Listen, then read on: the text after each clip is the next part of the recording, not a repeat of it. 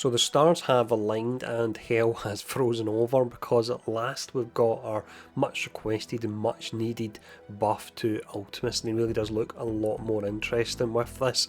Overall, the last patch we got there, the Asgardians one, has got some really nice changes in it, really nice quality of life changes. Black Bolt I'm going to talk about in another video because I'm not too impressed with him, but Ultimus looks to be really interesting. So in this video what we're going to do, because I of course can't do a first impressions because it's just a rework, this is a second impressions. The reason I'm not updating his in-depth review is in-depth reviews take around about 5 or so hours to do.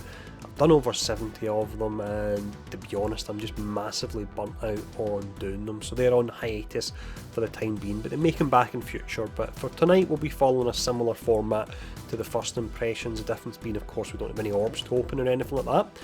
You can see I've got a 7-star Ultimus. I've been sitting on them for a very long time.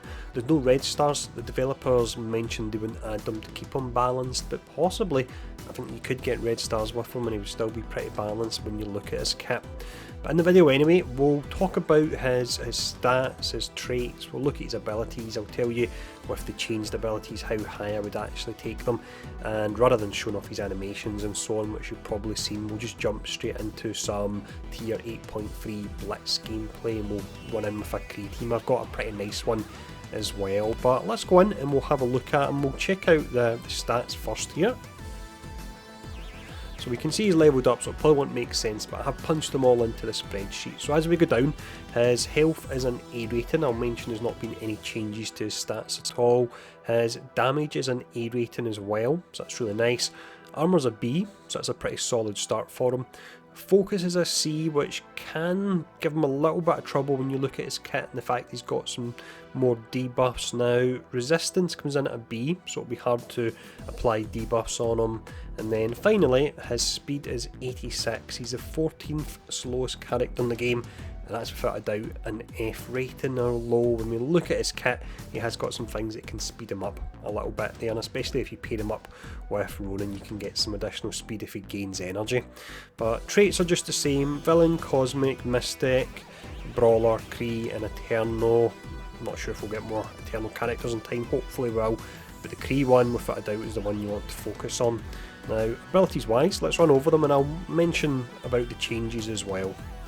So first off, you've got the basic Overwhelming Assault. I've got this at level 6, and attack primary target, 240% damage and 30% piercing, so that's pretty decent. And then a 30% chance to apply ability block and defense down. Previously it was only the ability block. Would like to see the 30% chance a little bit higher. I don't think it would be game breaking if it was maybe put up to 50. If you max it out, you get an additional 60% damage to primary target, and then this tooltip's not very clear, but it says 30% chance to apply ability block, defense down and mind control one enemy to attack the primary target. So the way I read that is that it would add on to the 30% you already get, giving you a 60% chance would be amazing, but that's not the case. All it actually adds is the ability to mind control one enemy to attack the primary target, but that primary target will have defense down. So with this one, difference from level 6 to 7, you're looking at 60% damage, but it is only in a primary target. And then you've got the mind control, but it's only a 30% chance. If it was a higher chance, if perhaps it was additive and it went up to 60% chance, then definitely it would be worthwhile. But as it stands, I'm just going to keep this one at level 6 myself. We have the special next, which is Void Blast. This one's pretty awesome now. So 4 turns to charge, comes fully charged.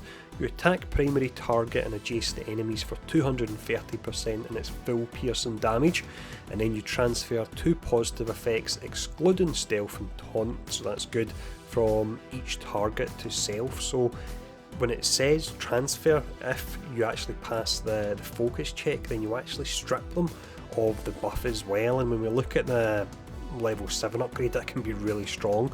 Also with this, it applies regeneration to self and adjacent allies, so you need to be careful with positioning. If you max it out, and I would say it's worthwhile doing, you get an additional 50% piercing, but it's not damage, it's full piercing, to primary and secondary, and then you transfer all positive effects. So you get 3 characters grouped up together, you're going to be stealing all the buffs from them, you're going to be stripping the buffs from them as well, as long as again you can pass that the focus check, but it won't always happen because it is a C rating. That's just something to bear in mind, but I would definitely upgrade this one to the max.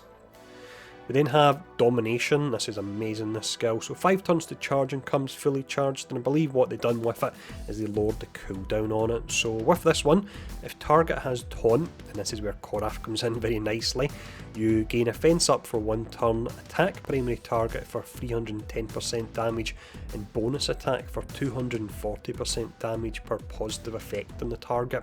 So imagine attacking the likes of Luke Cage or Colossus or Juggernaut with all those buffs. The damage you can do really will ramp up. With this as well, you flip each positive effect on target to a negative effect. If you max it out, you get an additional 60% damage to primary target and then 50% damage per bonus attack. Now, a lot of characters have an absolute ton of buffs on them these days, so I would say this is worth mixing out as well. You could probably, in an average character, look at getting round about another 300-400% damage if you use this at the right time and it's maxed out. So that's a special, and the ultimate you would max out.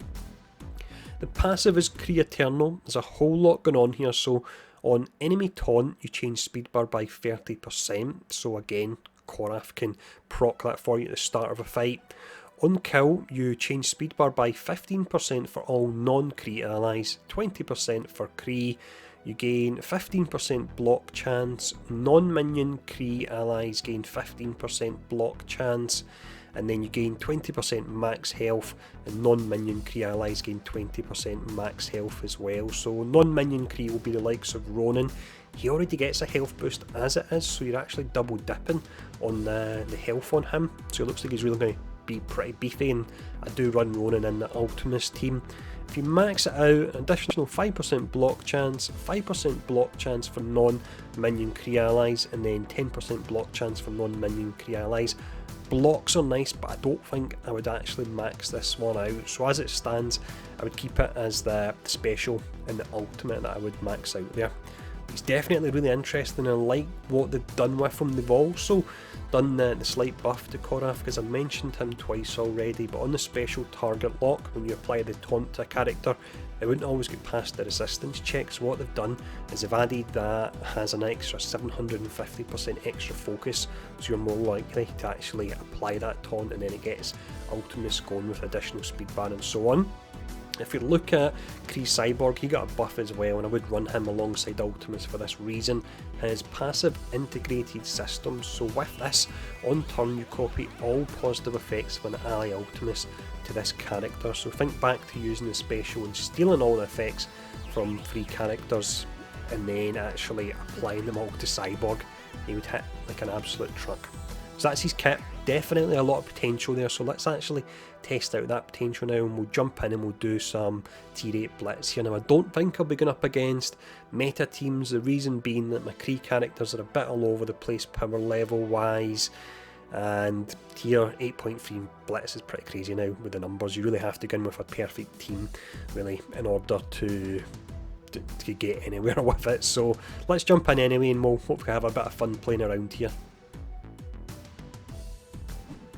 So with the power levels of my Kree team being all over the place, I've actually moved to 8.1 in Blitz here, because the power levels really are, there's a lot of disparity, and I've not really invested, I don't think, any oranges in them at all. So this particular video will really be showing off the mechanics of how the Kree work together, but hopefully in the very near future I'll get access to all the characters upgrading the test centre, then I can show off a fully upgraded Kree team, and that will be in 8.3 when we do it. But when we start off here, one thing I'll mention, it can be a bit of a slight downside, but I would say it's worth the risk, is when you use a special on Koraf and apply the taunt, there's a chance that you'll get an assist from Ronin and he'll actually clear it, which can be a bit of a pain.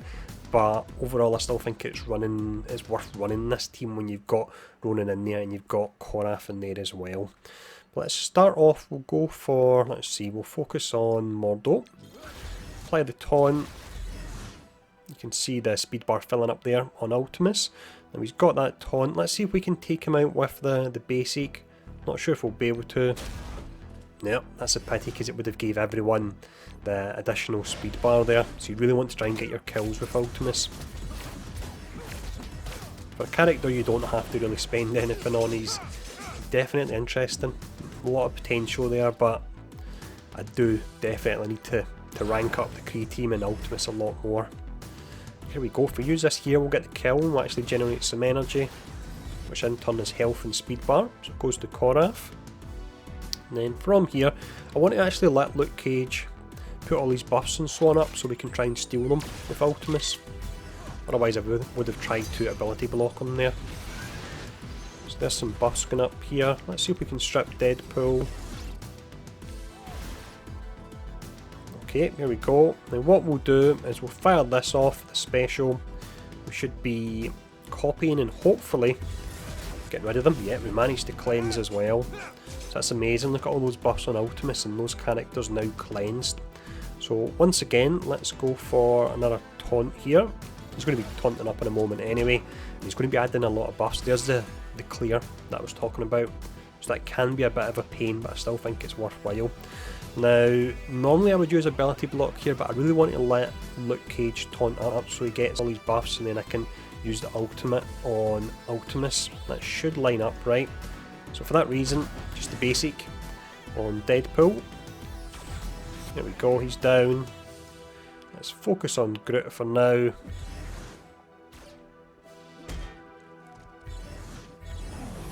There's going to be a lot of different team combinations you can actually run as well with the Kree. So I know I mentioned about the Korath and Ronan cancelling each other out, so if you get any other suggestions let me know, but for me you really want to run Korath with Ultimus and you really want to run Ronan with Ultimus as well.